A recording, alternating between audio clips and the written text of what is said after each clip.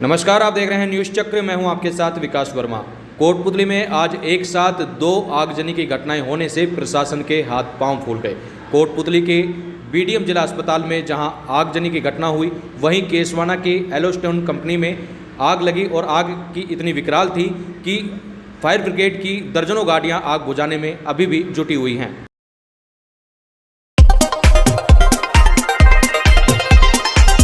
सबसे पहले तस्वीरें आपके स्क्रीन पर बीडीएम जिला अस्पताल की, जहां बीडीएम अस्पताल में गायनिक वार्ड के बगल में आग लगी।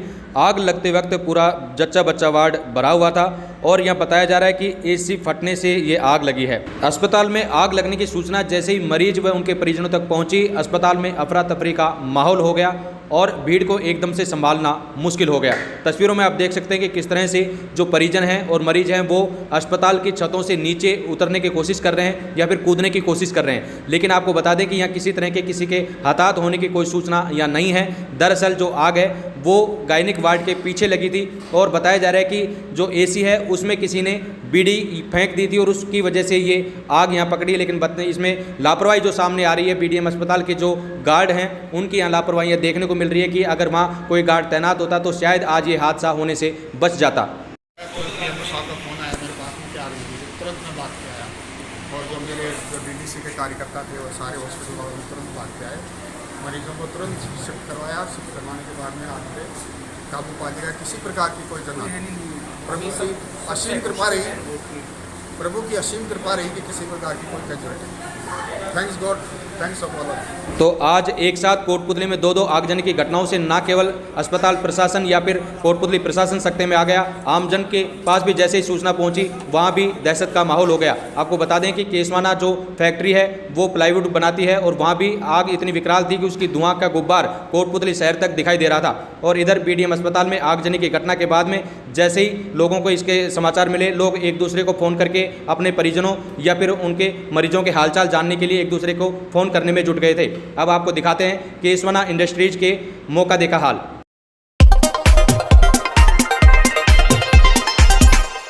नमस्कार, आप देख रहे हैं न्यूज़ चक्र। मैं हूं आपके साथ विकास वर्मा।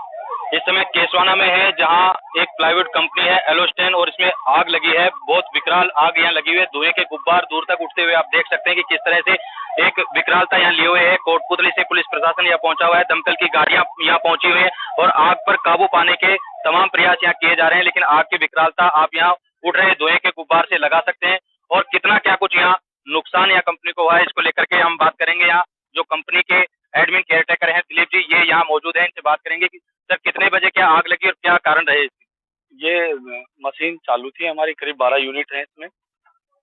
प्लाईवुड का काम होता है इसमें, पीवीसी फोम बोर्ड, डब्ल्यूपीसी बोलते हैं जिसको हम।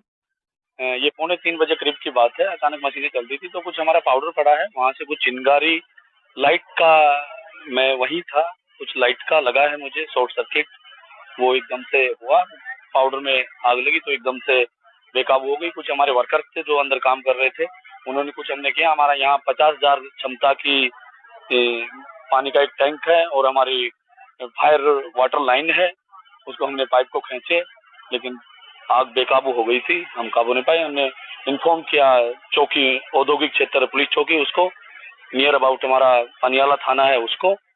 पुलिस मौके पे पहुंच चुकी थी। फिर दमकल को उन्होंने फोन किया, हमने भी किया दमकल बहरोड को। दमकल के करीब अभी तक 10 से 12 करीब राउंड हो चुके हैं। अभी आप देख रहे हैं स्थिति कैसी है। करीब इसमें हमारा मोटा मोटी नुकसान रॉ मटेरियल, फिनिश गुड्स और हमारी यूनिट मशीनें थी, 300 करोड़ के आसपास का हमारा नुकसान हुआ है, जो पूरा ठप हो चुका है, पूरा प्लांट जल चुका है।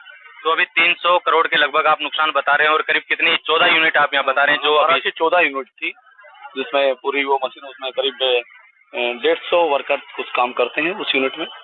तो किसी तरह का कोई जान माल का नुकसान कोई नहीं, मैन पावर वगैरह सब सेफ है और जान माल तो मतलब माल का तो आप देख ही रहे हैं, पूरी यूनिट खत्म हो चुका है। बाकी ऐसा कोई लेबर व आदमी वगैरह में कोई क्षति नहीं है, वो सुरक्षित।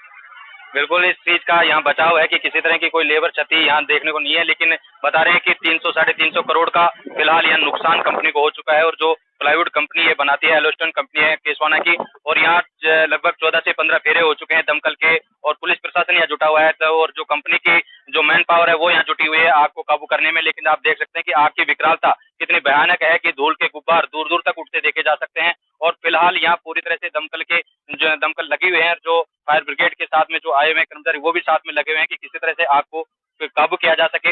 लेकिन आग की विकरालता यहाँ देखी जा सकती है। फिलहाल दमकलें आग पर काबू पाने का प्रयास कर रही हैं, देखना होगा कि कब तक इस पर यह काबू पाया जा सकता है।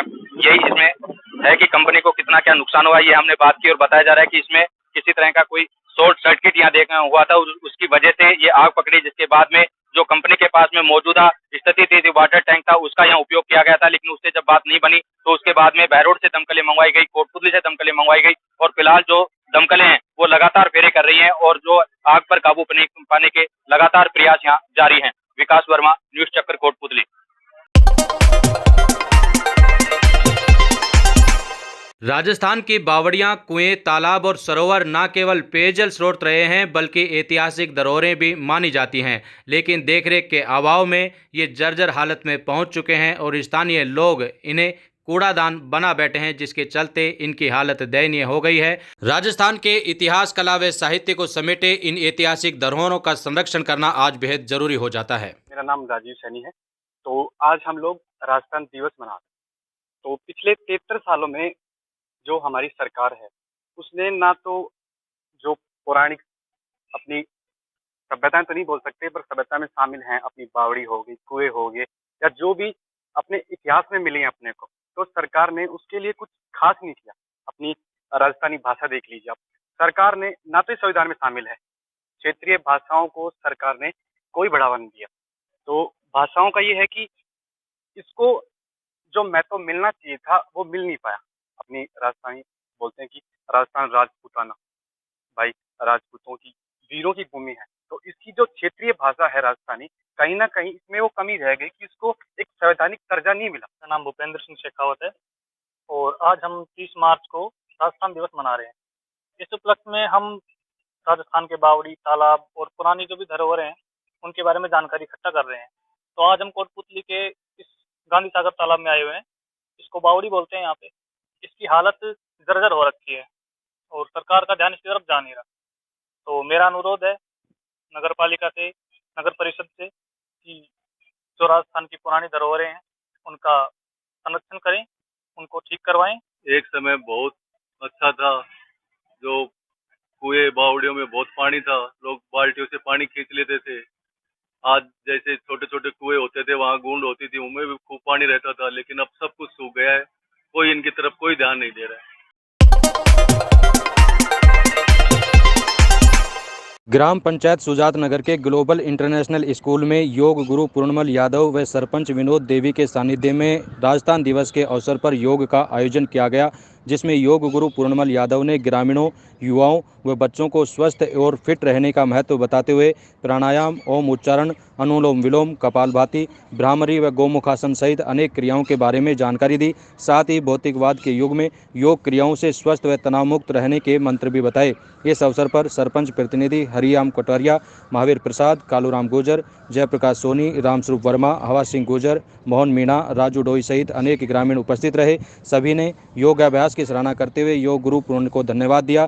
साथ ही योग गुरु ने राजस्थान दिवस के अवसर के बारे में भी बच्चों को जानकारी दी। आप नीचे वाला है, आप लास्ट वाले हाथ नीचे करके चल जाता है उससे अगर